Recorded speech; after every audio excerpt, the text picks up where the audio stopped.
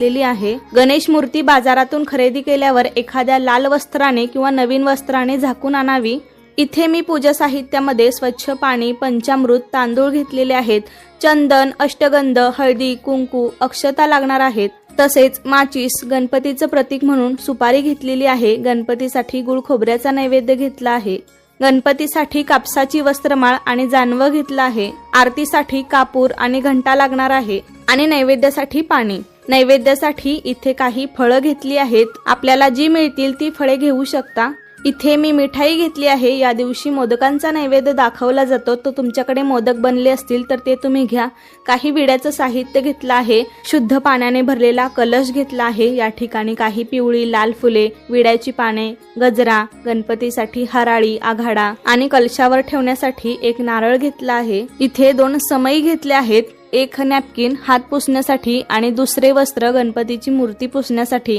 त्याबरोबर गणपतीसाठी तुम्ही काही सजावटीचं साहित्य घेऊ शकता।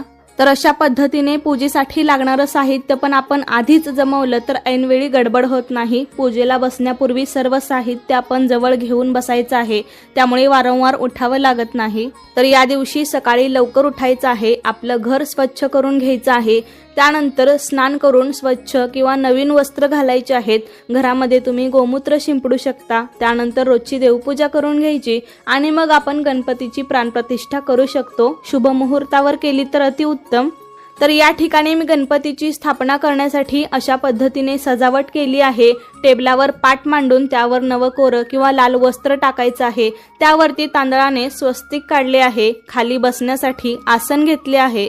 तर सर्वात आधी आपल्याला तांदळामध्ये थोडंसं हळदी कुंकू मिसळून अक्षता तयार करून घ्यायच्या आहेत।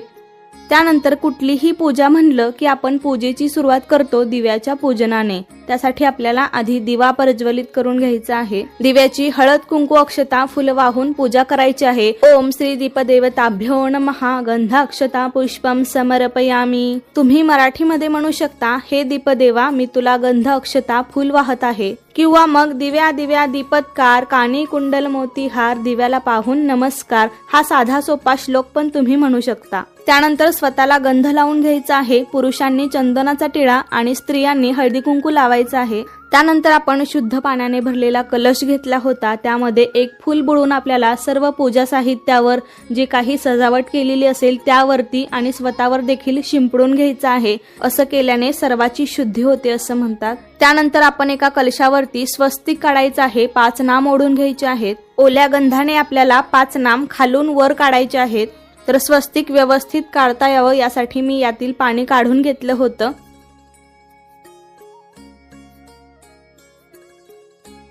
तर पुन्हा आपल्याला कलश हा स्वच्छ पाण्याने भरून घ्यायचा आहे आणि मग कलशामध्ये हळदी कुंकू, अक्षता, फूल, सुपारी, एक नाणं, दुर्वा टाकायचा आहे।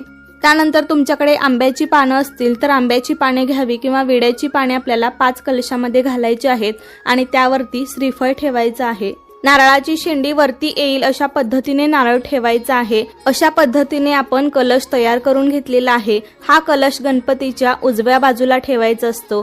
तर उजव्या बाजूला तांदळाची रास करून त्यावरती हळदी कुंकू वाहून मी कलशाची स्थापना केली आहे। तुम्ही स्वस्तिक किंवा अष्टदल कमळ काढून पण त्यावरती कलश ठेवू शकता। त्यानंतर गणपतीची स्थापना करण्याआधी आपल्याला आचमन करायचं आहे। 3 वेळा देवांची नावे घेऊन 3 वेळा पाणी प्यायचं आहे आणि 4थ्या वेळेला पाणी ताम्हणामध्ये सोडून द्यायचं आहे। डाव्या हाताने उजव्या हातामध्ये पळीभर पाणी घ्यायचं आहे आणि प्यायचं आहे। ओम केशवाय नमः। पुन्हा एकदा पाणी घेऊन प्यायचं आहे। ओम नारायणाय नमः। 3ऱ्या वेळेस ही पाणी प्यायचं आहे। ओम माधवाय नमः।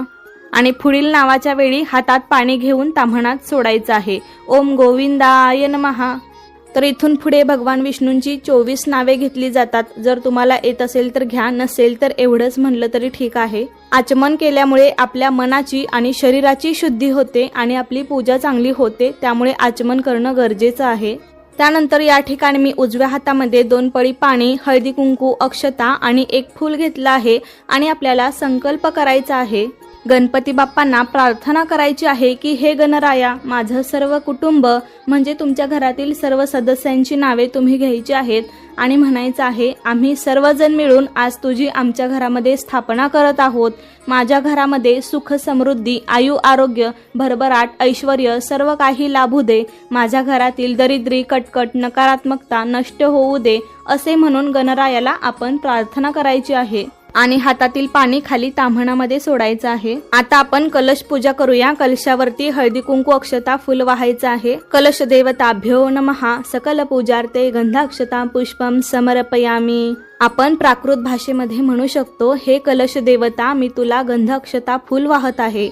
नमस्कार करायचा आहे. त्यानंतर आपण ज्या ठिकाणी गणपती बाप्पांची स्थापना करणार आहोत त्या ठिकाणी आपण स्वस्तिक काढलं असेल त्यावर हळदी कुंकू वाहून आपण गणपती बाप्पांची मूर्ती स्थानापन्न करायची आहे.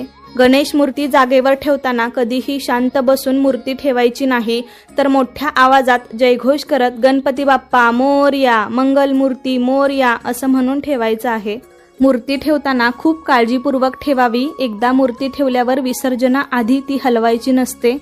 मूर्तीवर वस्त्र झाकले असेल तर ते काढून घ्यावे. आता आपण गणेश पूजेला सुरुवात करूया. तर एका ताम्हणामध्ये गणपतीचं प्रतीक म्हणून आपण सुपारी ठेवायची आहे.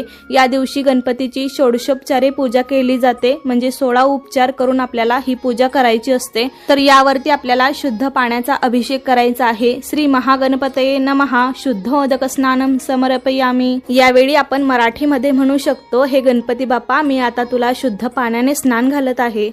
यानंतर आपल्याला पंचामृताने स्नान घालायचं आहे. श्री महागणपतये नमः. पंचामृत स्नानम समर्पयामी. यावेळी आपण मराठीमध्ये म्हणू शकतो, हे गणपती बाप्पा, मी तुम्हाला पंचामृताने स्नान घालत आहे. त्यानंतर पुन्हा एकदा शुद्ध पाण्याने आपल्याला स्नान घालायचं आहे. श्री महागणपतये नमः. शुद्धोदक स्नानम समर्पयामी. बाप्पा, मी पुन्हा एकदा तुम्हाला शुद्ध पाण्याने स्नान घालत आहे. त्यानंतर एक पळीभर पाणी घेऊन त्यामध्ये हळदी कुंकू अक्षता फुलं टाकून पुन्हा एकदा अभिषेक करायचा आहे. श्री महागणपतये नमः. गंधोदक स्नानम समर्पयामी. यावेळी म्हणू शकतो, गणपती बाप्पा, मी तुम्हाला गंधाने स्नान घालत आहे. आपण प्रत्येक वेळी अभिषेक करताना गणपतीच्या मंत्राचा जप करायचा आहे. ओम गण गणपतये नमः. ओम गण गणपतये नमः किंवा श्री गणेशाय नमः. श्री गणेशाय नमः हा मंत्र म्हणावा.